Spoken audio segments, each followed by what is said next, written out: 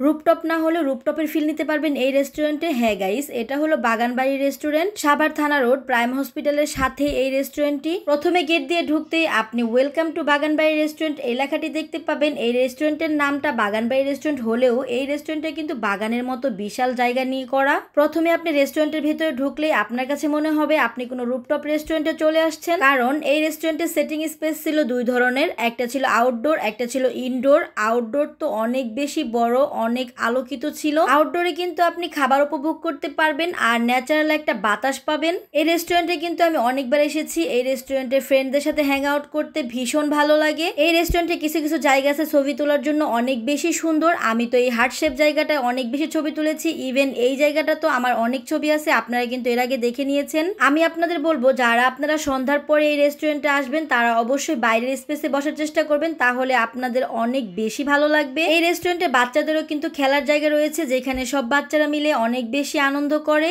আপনারা যারা এই রেস্টুরেন্টের বাইরে বসতে চান না তারা কিন্তু ইনডোরে বসে আপনারা এসির বাতাসের সাথে খাবার পরিবেশন করতে পারবেন। রেস্টুরেন্টের ভিতরের অংশটাও অনেক বড়, অনেক সুন্দর, দেখতেই পারতেছেন। অনেকে চলে আসছে খাওয়ার জন্য। আসলে এই রেস্টুরেন্টের খাবার কিন্তু অনেক ভালো, বিশেষ করে ফালুদা। এই রেস্টুরেন্টের ফালুদা খেতে কিন্তু ভীষণ মজা। আমি এর আগে অনেকবার খেয়েছি, তাই আজকেও রিভিউ দিয়ে দিলাম। আজকে আমরা খাবারের জন্য একটু ভিন্ন ধরনের ডিশ অর্ডার করে দিয়েছিলাম, steam coral with smoke vegetable. খাবারটা দেখতে যেমন লোভনীয় লাগতেছে গাইস, সত্যি কথা বলতে খাবারটা খেতে অনেক বেশি মজা ছিল। আপনারাও কিন্তু এই রেস্টুরেন্টে চলে আসতে পারেন ফ্রেন্ড অ্যান্ড ফ্যামিলি নিয়ে। সবাই ভালো থাকবেন, দেখা হয়ে যাবে নতুন কোনো ভিডিওতে। Thanks for watching my video.